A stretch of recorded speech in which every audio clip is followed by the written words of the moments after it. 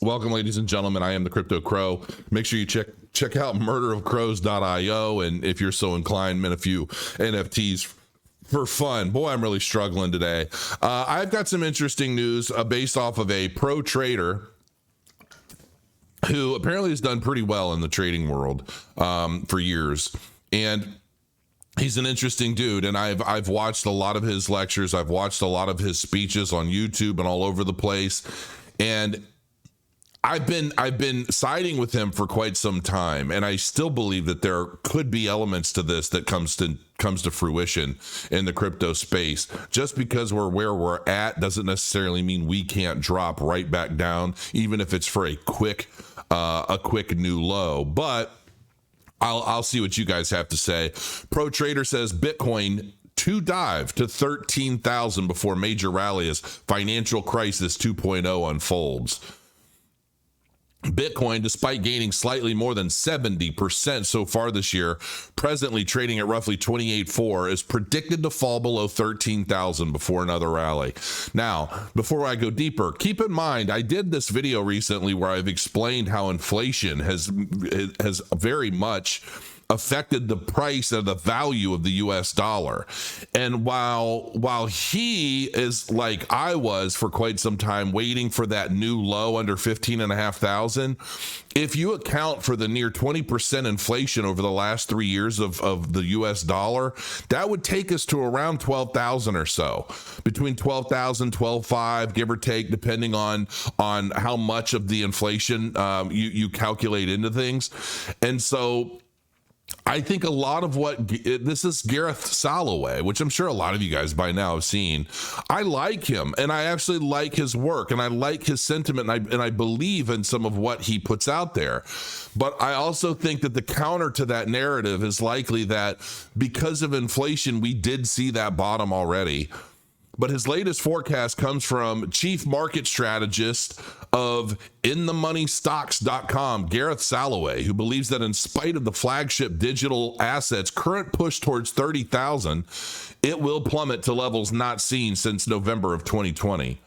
The prediction also comes amidst recent bank failures in the United States, including Silvergate Bank, Silicon Valley Bank, and Signature Bank, and USB's takeover of Credit Suisse, formerly the second largest bank in Switzerland. Soloway stated in an interview with Kitco News on March 29th that the ongoing banking crisis has resulted in investors pulling their funds from banks and investing into Bitcoin, contributing to its recent rally. However, he noted that as the financial system becomes more stable, Bitcoin's value will decrease, potentially dropping to as low as 9,000 in 2023. So I actually kind of disagree with this, because I believe that we're a part of a typical cycle, and we're seeing the price action move the way we have grown we've become accustomed to in the Bitcoin space, right? And we're seeing the ebbs and flows of Bitcoin rising first, and then it's spilling into the altcoin market, and the altcoins move up a bit. And there's just this kind of, this steady incline until we get to the halving. And then maybe we drop a bit after the, post halving. And then that's when we start our actual bull run. And then we'll hit like an intermediary peak, and then we get a parabolic run, and then maybe that's over. There are definitely things that are changing. It's obvious that the government is working on trying to find ways to kind of rein in the cryptocurrency space, right? For better or for worse. In some regard, I feel like they're trying to rein it in because it's blatantly obvious that billions and billions of dollars are being ripped from the hands of retail investors, okay?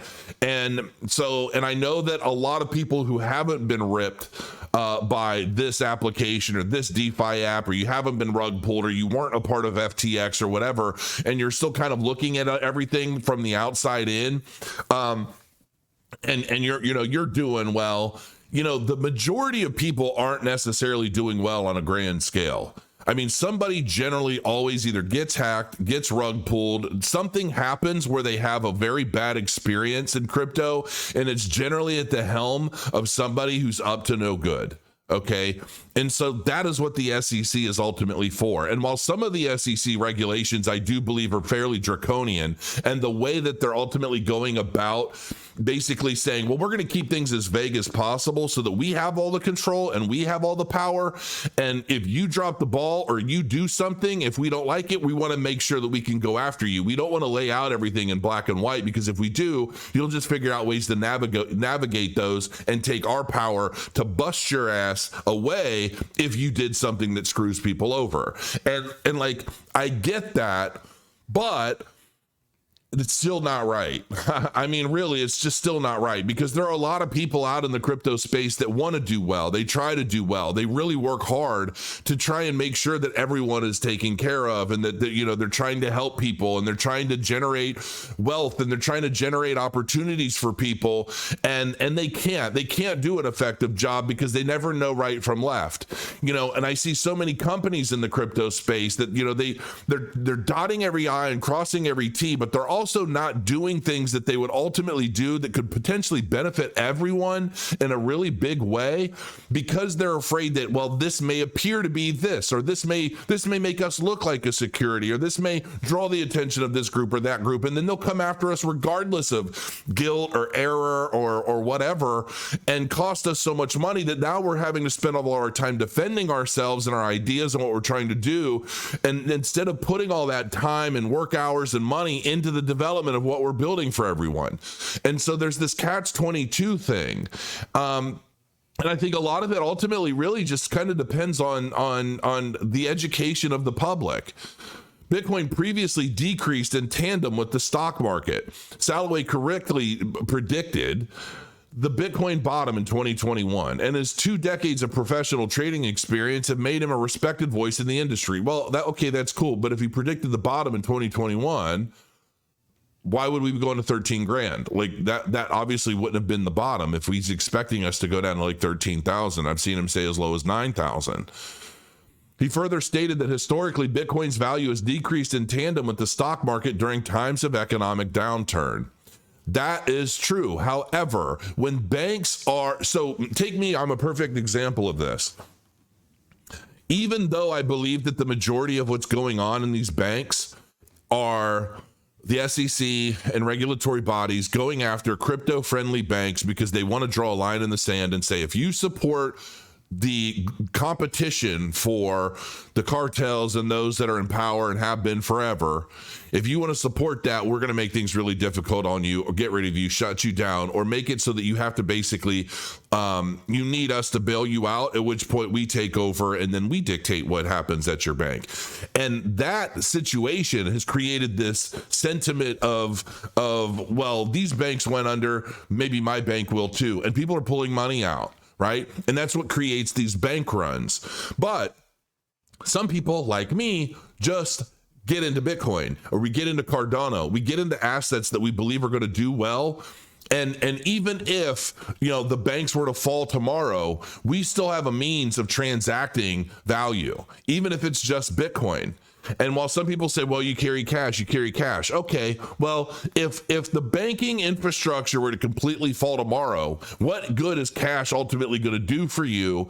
Especially when you can't get access to it, your ATMs don't exist, IOUs aren't going to do you any good, and you don't really have a system of transacting that cash because A, you either don't have it on hand, or you only have a little bit of it, right? And so with crypto, my crypto is in its own bank. It's doing its own thing. I'm custodying it myself. I can transact with it regardless of the banking world.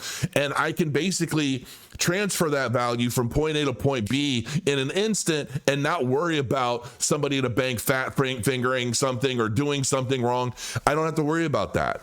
And that to me is a bigger and better comfort, especially given the fact that Bitcoin, I believe, it already is a universal international transfer of value system. So it doesn't matter if I go anywhere in the world, I am going to be able to do what I want to do utilizing my Bitcoin or my crypto. And that to me is a lot better than, I mean, even with the banks, I'm trying to pay a developer. I've got to pay him $1,000 a day because I don't have an easy way of just sending him his monthly income for developing on Soblocks. My bank restricts everything so much. I can only send him $1,000 a day. It's ridiculous. If I were just sending him crypto, I could just send it all to him, no problem. So why does everything have to be so stringent and difficult in a world where your competition makes everything so much easier? So anyway, do I think this will happen? I have my doubts. I don't necessarily think this is going to be the case. I think the bottom is in, and I think that a lot of what's going on in cryptocurrency and banking ultimately is going to help cryptocurrency grow, because it's ultimately proving its very use case on a grand scale. So until next time, guys, grow your coins. Thanks for joining me, and I'll see you soon.